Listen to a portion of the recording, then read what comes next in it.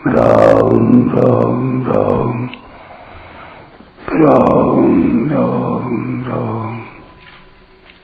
राम राम राम नारायण नारायण। संबंध। पूर्व श्लोक में वर्णित समता की विशेष महिमा अब भगवान आगे के 19वें श्लोक में कहते हैं। इहैव तैर्जितः सर्गो येषां साम्ये स्थितं मनः निर्दोषं हि समं ब्रह्म तस्माद् ब्रह्मणि ते स्थिताः। जिनका अंतःकरण समता में स्थित है, उन्होंने इस जीवित अवस्था में ही संपूर्ण संसार को जीत लिया है। क्योंकि ब्रह्म निर्दोष और सम है, इसलिए वे ब्रह्म में ही स्थित हैं। व्याख्या। येषां साम्ये स्थितं मनः। परमात्म तत्व अथवा स्वरूप में स्वाभाविक स्थिति का अनुभव होने पर जब मन बुद्धि में राग द्वेष, कामना, विषमता आदि का सर्वथा अभाव हो जाता है, तब मन बुद्धि में स्वतः स्वाभाविक समता आ जाती है, लानी नहीं पड़ती। बाहर से देखने पर महापुरुष और साधारण पुरुष में खाना पीना, चलना फिरना आदि व्यवहार एक सा ही दिखता है, पर महापुरुषों के अंतःकरण में निरंतर समता, निर्दोषता, शांति आदि रहती है, और साधारण पुरुषों के अंतःकरण में विषमता, दोष, अशांति आदि रहती है। जैसे पूर्व में और पश्चिम में दोनों ओर पर्वत हों तो पूर्व में सूर्य का उदय होना नहीं दिखता, परंतु पश्चिम में स्थित पर्वत की चोटी पर प्रकाश दिखने से सूर्य के उदय होने में कोई संदेह नहीं रहता। कारण कि सूर्य का उदय हुए बिना पश्चिम के पर्वत पर प्रकाश दिखना संभव ही नहीं। ऐसे ही जिनके मन बुद्धि पर मान अपमान, निंदा स्तुति, सुख दुख आदि का कोई असर नहीं पड़ता, तथा जिनके मन बुद्धि राग द्वेष, हर्ष शोक आदि विकारों से सर्वथा रहित हैं, उनकी स्वरूप में स्वाभाविक स्थिति अवश्य होती है। कारण कि स्वरूप में स्वाभाविक स्थिति के बिना मन बुद्धि में अटल और एक रस समता का रहना संभव ही नहीं है। इहैव तैर्जितः सर्गः। यहाँ तैहि पद में बहुवचन लेने का तात्पर्य यह है कि सभी मनुष्य परमात्म तत्व की प्राप्ति कर सकते हैं और संपूर्ण संसार पर विजय प्राप्त कर सकते हैं। इह एव पदों का तात्पर्य है कि मनुष्य जीते जी वर्तमान में ही यही संसार को जीत सकता है, अर्थात संसार से मुक्त हो सकता है।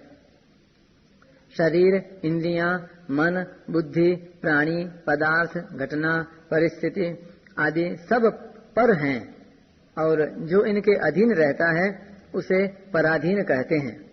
इन शरीर आदि वस्तुओं में महत्व बुद्धि होना तथा इनकी आवश्यकता का अनुभव करना अर्थात इनकी कामना करना ही इनके अधीन होना है। पराधीन पुरुष ही वास्तव में पराजित, हारा हुआ है। जब तक पराधीनता नहीं छूटती तब तक वह पराजित ही रहता है।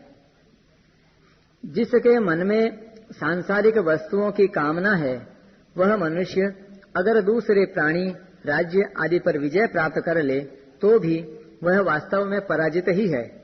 कारण कि वह उन पदार्थों में महत्व बुद्धि रखता है और अपने जीवन को उनके अधीन मानता है। शरीर से विजय तो पशु भी प्राप्त कर लेता है, पर वास्तविक विजय हृदय से वस्तु की अधीनता दूर होने पर ही प्राप्त होती है। पराजित व्यक्ति ही दूसरे को पराजित करना चाहता है, दूसरे को अपने अधीन बनाना चाहता है। वास्तव में अपने को पराजित किए बिना कोई दूसरे को पराजित कर ही नहीं सकता। जैसे कोई राजा या विद्वान किसी दूसरे पर विजय प्राप्त करना चाहता है तो उसे सबसे पहले अपनी सेना, सामर्थ्य, बुद्धि, विद्या आदि का सहारा लेना ही पड़ता है। कामना उत्पन्न होते ही मनुष्य पराधीन हो जाता है।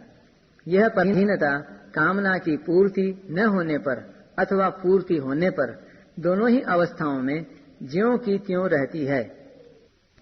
कामना की पूर्ति न होने पर मनुष्य वस्तु के अभाव के कारण पराधीनता का अनुभव करता है और कामना की पूर्ति होने पर अर्थात वस्तु के मिलने पर वह उस वस्तु के पराधीन हो जाता है, क्योंकि उत्पत्ति विनाशशील वस्तु मात्र पर है।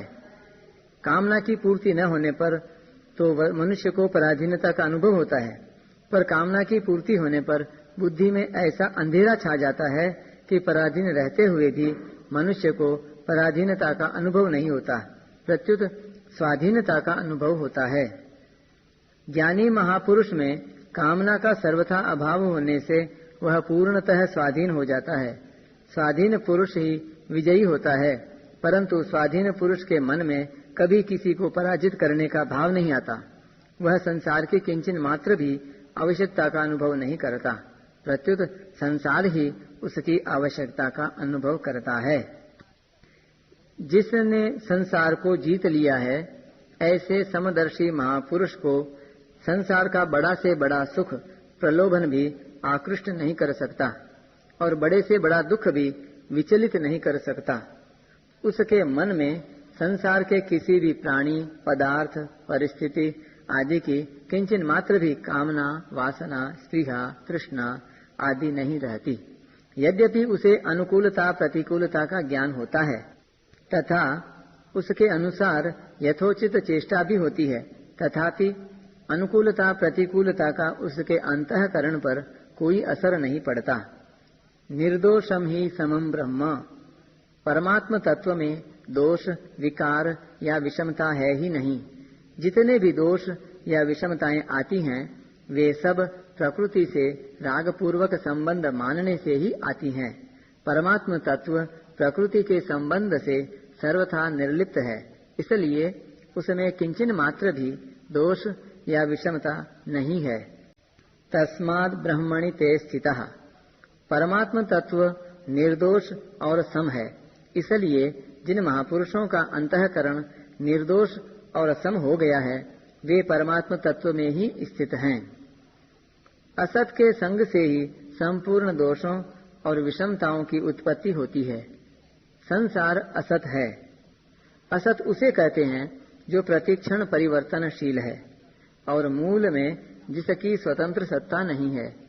असत से संबंध यानी तादात्म्य में रहते हुए दोषों और विषमताओं से बचना असंभव है। महापुरुषों के अंतःकरण में असत का महत्व न रहने से उन पर असत का कोई प्रभाव नहीं पड़ता। असत का कोई प्रभाव न पड़ने से उनका अंतःकरण निर्दोष और सम हो जाता है। निर्दोष और सम होने से उनकी परमात्म तत्व में स्वतः स्वाभाविक स्थिति हो जाती है, जो कि पहले से ही है। जैसे जहाँ धुआं है वहाँ अग्नि अवश्य है, क्योंकि अग्नि के बिना धुआं संभव ही नहीं।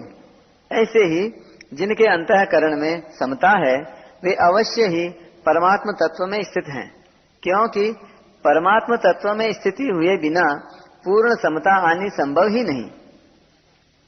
अपनी स्वयं की स्थिति परमात्म तत्व में अथवा समता में होने के कारण ही अंतःकरण में समता आती है।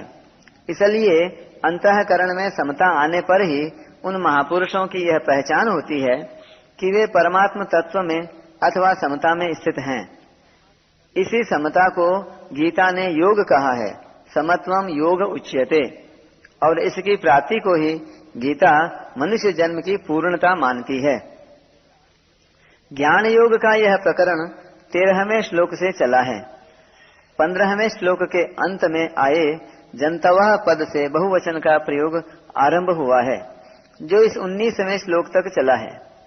सब में बहुवचन आने का तात्पर्य है कि जो मनुष्य मोहित हो रहे थे, वे सब के सब परमात्म तत्व को प्राप्त कर सकते हैं। परंतु प्रस्तुत श्लोक में ब्रह्मणि पद में एक वचन आया है, जिसका तात्पर्य है कि संपूर्ण मनुष्यों को एक ही परमात्म तत्व की प्राप्ति होती है।